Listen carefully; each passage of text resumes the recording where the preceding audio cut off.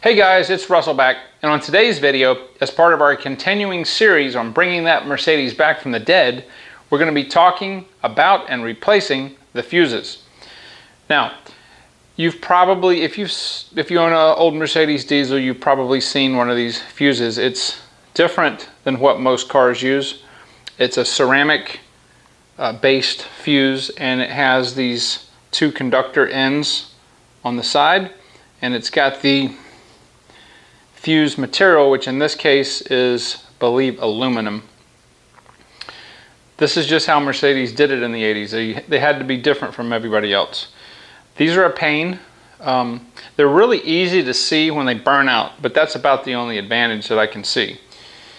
You're probably familiar with the plastic blade type fuses, or maybe some of the older cars had glass fuses with the little wire inside. But they had to be different. The main problem with these fuses are that the aluminum ends, okay? When you have dissimilar metals that pass electricity, you can get corrosion. So you've got an aluminum up against the, I believe it's a copper alloy terminals, then you can get corrosion and you can have all kinds of electrical problems on old Mercedes. So what we're going to be doing is replacing these fuses with some that have a copper alloy element in them, and hopefully that will eliminate any problems down the road of any dissimilar metals. I do have a few electrical weirdnesses. Don't know if it's conductivity issue, because none of them's burned out, but we'll see after we replace them. Also, it's a good time if you want to get a like a small wire or brass brush and clean the terminals or the contacts where the fuse goes in as you're doing this. We'll look at that together and see if it's something that needs to be done on this car. So this is a pretty clean job. It's, you know what, enough talking. Let me just show you and let you watch what I'm going to be doing.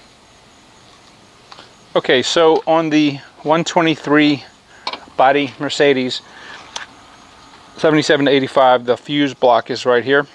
So we're just going to undo these two nuts, or they're not really nuts, but connectors. And this throws people off so much. It's just, you're going to do like this. Make sure it's all the way out. And because there's not a lot of room, you're going to think this is just impossible to come out. Just make sure that nothing's in the way. And you're just going to rotate this and then just slide it out like that. So it's that motion right there. Now, on the back of this should have been a diagram of what each fuse goes to. It's not on this one, which is not good. But anyway, it looks like we have quite a bit of corrosion on the fuse themselves. Let me see if I can bring you in a little bit.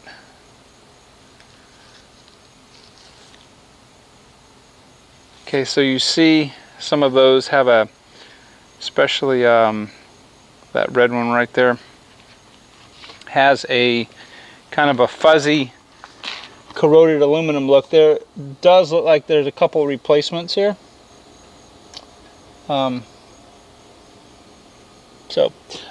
Basically what I'm going to do is I have my fuses here. Alright, so I have a small just brass brush that I use to clean terminals with, and I'm just going to take the fuse. We'll start here. Take the fuse, and I'm gonna just pull it out, and that's what it looks like. And the tips are slightly corroded, so that's not too good. So what I'm gonna do is I'm gonna work one color at a time. I'm gonna pull out every white one that's in here.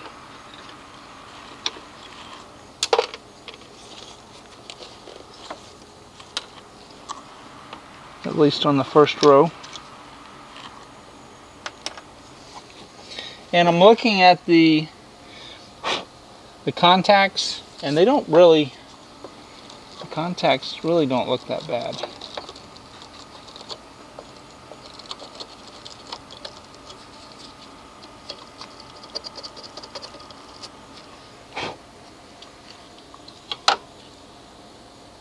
Okay. So I'm going to get the new fuse.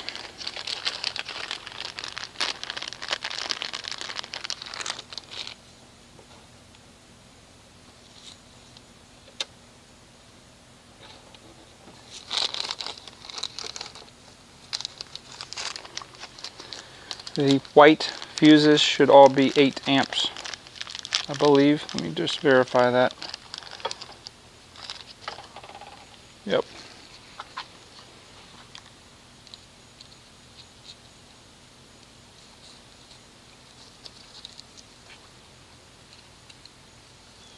And I'm just going to grab the fuse and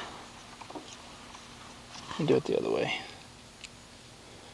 I like it angled to the back, and then just take my finger and push it in, just like that. This job really should only take you a couple minutes. If you're going to do all, maybe 5 minutes or so. Alright, now I'm going to work on the top here.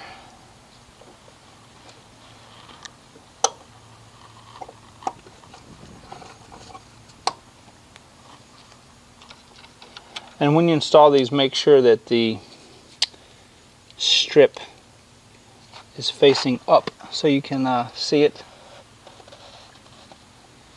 Alright, so here are the fuses up close. You can see how they have a, well, they're aluminum, so they're kind of corroded. There is one in there that was an older copper one right here. But you see the end is still, I could have left this in there. The end of the aluminum ones have, I believe that's aluminum oxide on them.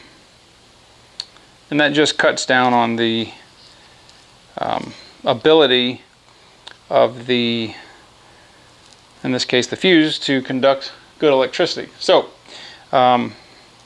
this job right here is a nice, easy one. Anybody can do it. You just got to be patient with it. And hopefully, maybe there was an issue, I'll see, with these fuses. I don't think so, but anyway, I'm going to go ahead and end the video. I appreciate everybody's viewership. If you haven't subscribed, I would encourage you to do so. Hit that button at the right of the subscription button. It's a little bell. You'll be notified of content as soon as I upload. And I will see you guys on the next video.